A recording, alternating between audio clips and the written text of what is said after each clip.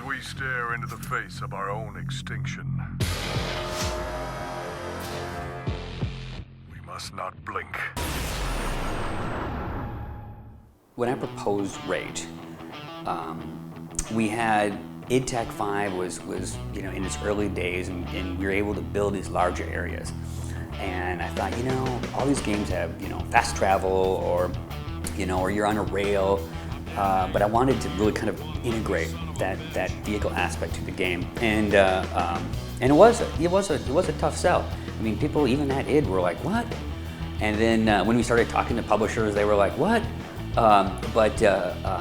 We stuck to our guns. We recently had, about 100 focus test groups of people come in different size groups, and every person said, you know what, it feels good.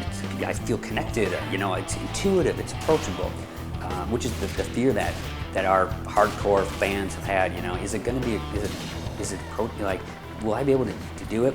And we don't like shove it down your throat either. In Rage, if you really don't want to rage, you only have to do it twice.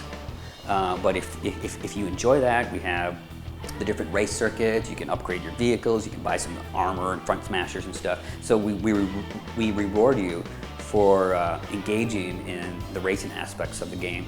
But again, we don't force it down your throat. It's a first-person shooter. If you like id games, you like first-person shooters, you want something more than just a modern combat shooter, Rage is your game. One of our biggest challenges is educating the consumer, educating the press on what the game really is. Because people, they think of id, they're like, well, you guys made Doom, Quake, and Wolfenstein, so Rage is just a corridor shooter with mutants. And then, or they hear, oh, you have racing? Oh God, id's gone crazy. They're making a combat racing game.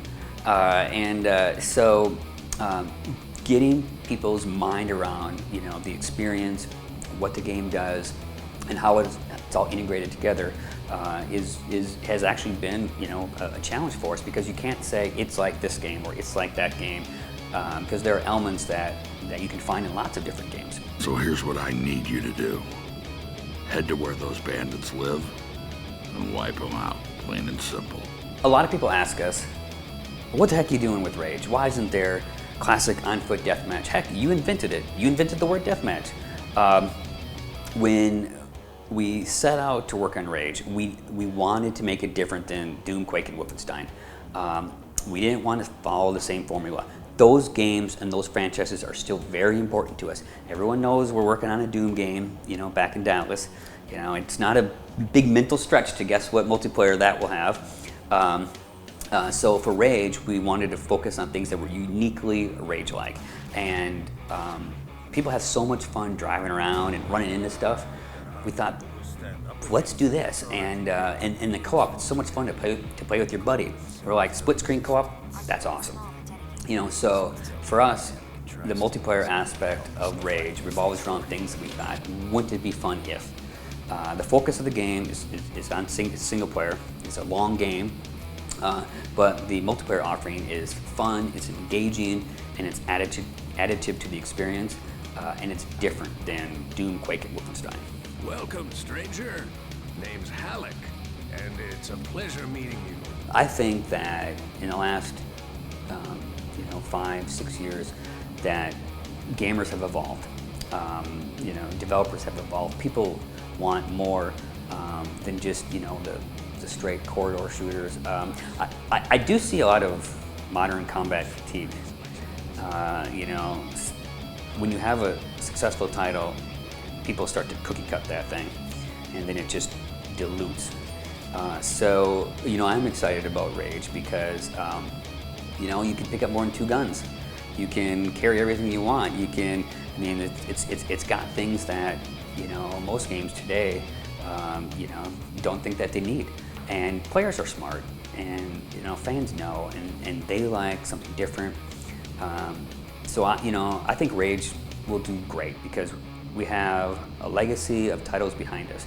We have a reputation of making very polished games, and it's something new and different that you just can't get anywhere else. Developers in general have been too quick to look at the shiny new toy of the last successful game and copy it. You know, for us, the classic health pack, I love it.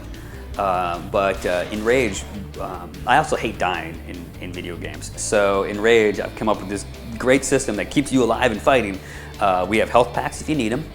We have a nanotrite system inside your body that, as you play through the game, there's a story that revolves around nanotrites and what the Authority is doing with the mutants, and the nanotrites can heal you.